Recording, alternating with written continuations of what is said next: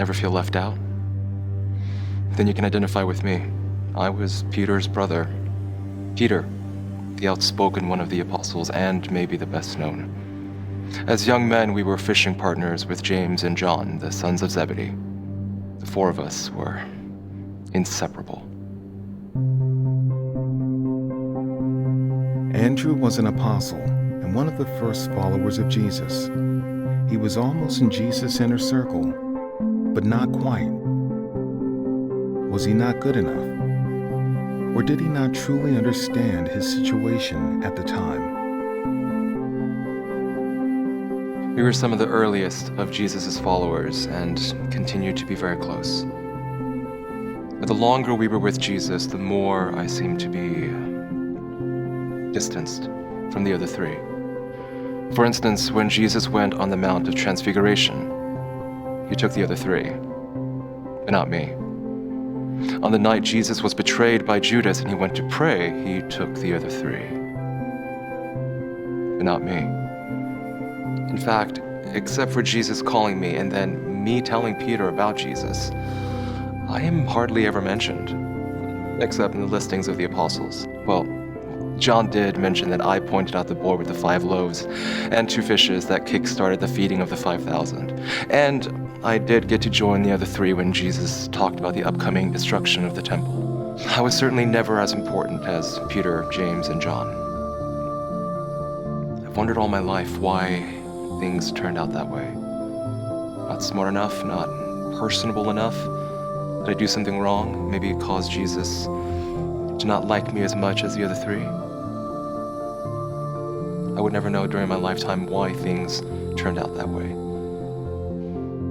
But as I drew near to the end of my life, here's what I began to think.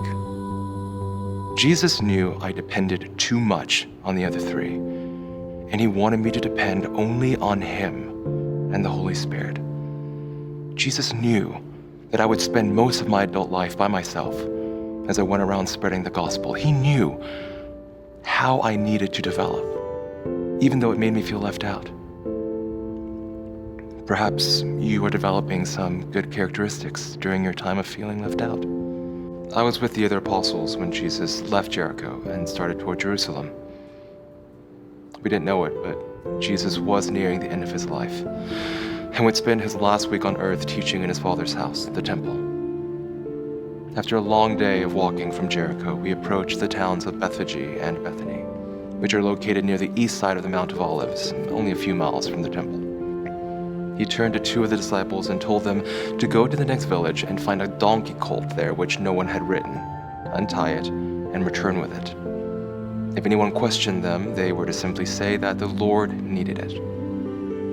Knowing that Jesus had friends in the area, none of us thought much about the request, other than Jesus didn't seem tired enough to need a donkey. Sometime later, they returned and reported that they had been questioned, as Jesus suspected, and the owners of the donkey had let them have it after hearing their reply. Some of us tossed our cloaks on the donkey since it had no blanket, and Jesus got on to ride. And that's when things went wonky.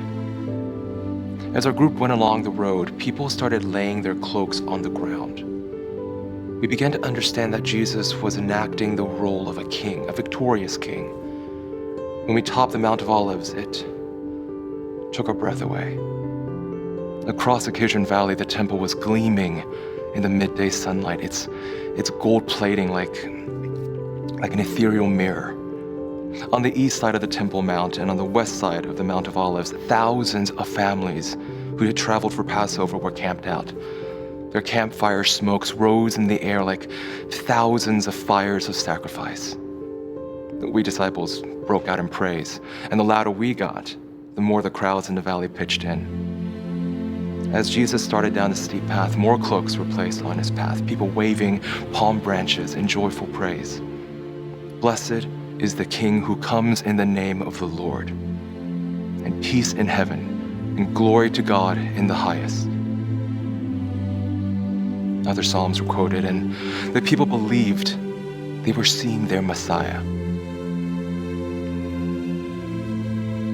But their enthusiasm would soon be quenched. The jealous Pharisees in the crowd, immediately started demanding that Jesus silence his disciples.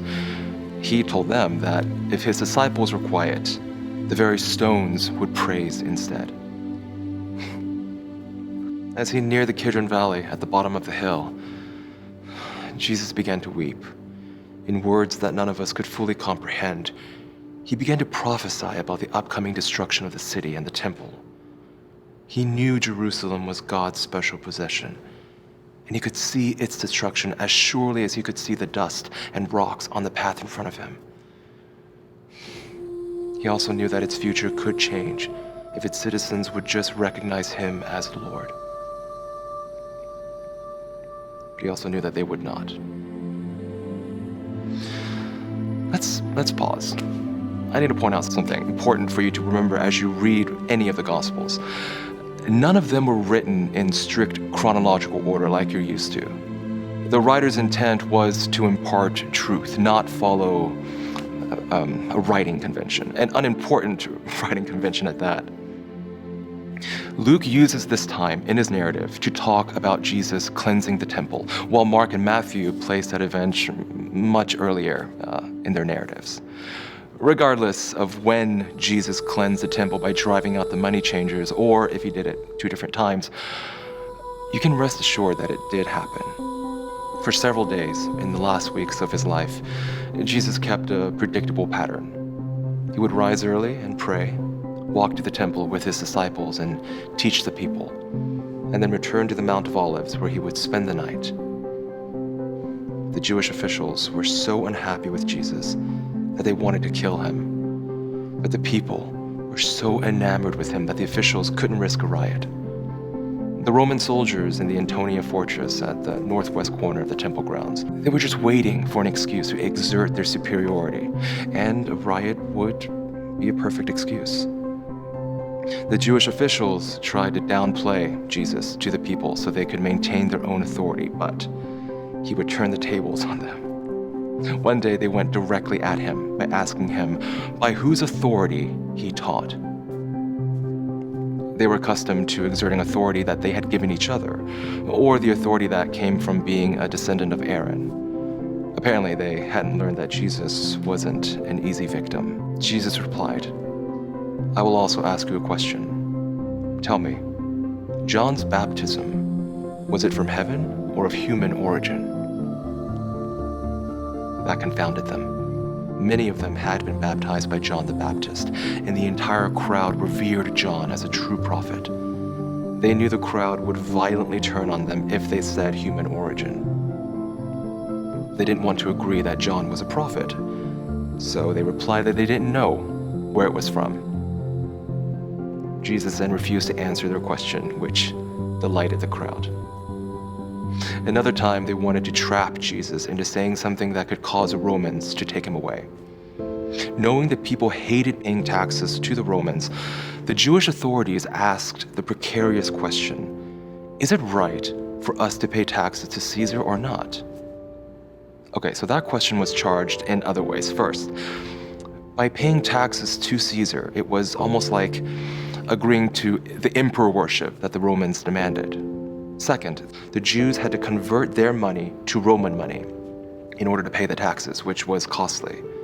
And the Roman money had images of the emperor on it, so it was like they were handling an idol when they handled Roman money. Seeing through their duplicity, Jesus requested that they show him a denarius coin. Presumably someone had a denarius and showed it to him. That in itself might have made them look bad. And then Jesus asked whose image and inscription is on it. By using the word image, Jesus was emphasizing the nature of the coin being an idol, because inscriptions typically glorified either the emperor or the empire. And the image on it was of the emperor. It was obvious that the coin was not of God. His conclusion was simply, then give back to Caesar what is Caesar's, and to God what is God's. Rather than answering their question, he taught them about the correct way to look at life. There are so many other stories to tell about the days before Jesus died, but I want to end with my most favorite in Luke's book. I like it because the hero of the story was someone who must have felt left out, like me. Many of you are under the mistaken impression that we Jews had to give a tithe or 1/10 of our income to God. In reality, most of us gave closer to 20 or 30%. The tithe was an automatic base amount. On top of that, we were required to give other sacrifices at several of the festivals. We had to pay a temple tax, and most of us gave other voluntary offerings for various reasons. One way to give our offerings on the temple grounds was to throw coins into some metal bowls, shaped somewhat like a cornucopia horn.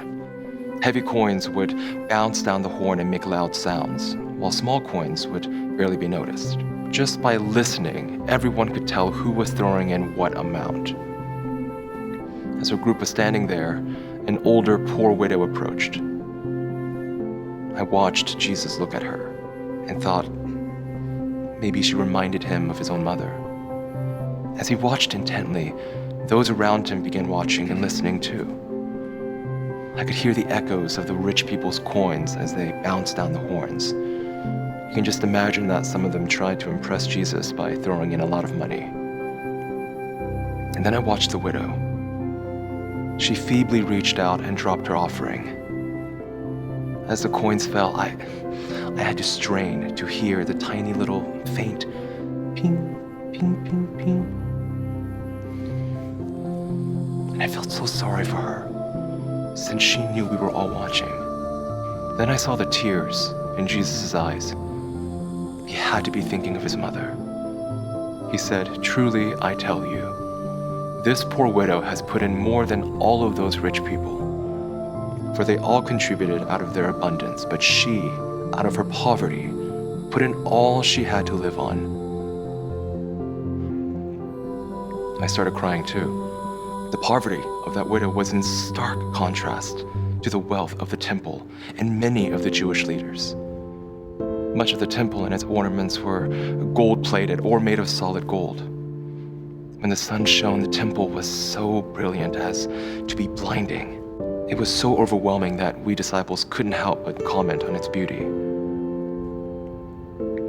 Jesus' response was so mysterious that we were confused then, and people are still confused 2,000 years later. As pertains to the temple buildings, Jesus seems to have been specifically prophesying how the temple would be destroyed by the Romans 40 years in the future. The very gold that was so beautiful to the disciples would be the cause for the Romans to tear the temple and part of the Temple Mount to pieces. In order to find the gold that melted in the fires of 70 AD, the Romans would literally tear apart the buildings stone by stone.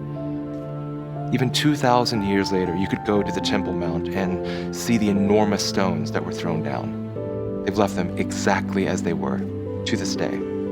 Some of Jesus' remarks appears to have caused some of the Christians to flee the city prior to the destruction of the temple and Jerusalem. Although Jesus' prophecies seem to be relatively straightforward concerning the temple, it is far from clear how Jesus addressed the topics concerning the end of the age, when he would return, and other subjects. For that reason, the chapters of Matthew 24 and 25 and Luke 21 are rich material for those who study prophecy. Without being flippant or understating the importance of Jesus' prophecies, I'll sum up what Jesus said. Nobody knows when the end will come, either for any person or for the world. So always be ready. Be ready by preparing to withstand persecution and by behaving as a disciple of Jesus. Every day, approximately 152,000 people die in the world. Yesterday, the world ended for approximately 152,000 people. You are wise, Jesus says, if you are ready for your world to end, and foolish if you're not. Loneliness, feeling left out. That's how I started my story. I couldn't see how Jesus was getting me ready. My talent was to introduce people to him, and he wanted to sharpen that talent, that desire in me. Peter, I introduced him to Jesus. A little boy with 5 loaves and 2 fish, I introduced him to Jesus. A bunch of Greeks who had one chance to meet him, I introduced them to Jesus. I overcame my loneliness by introducing people to Jesus. I have a feeling the same thing will work for you.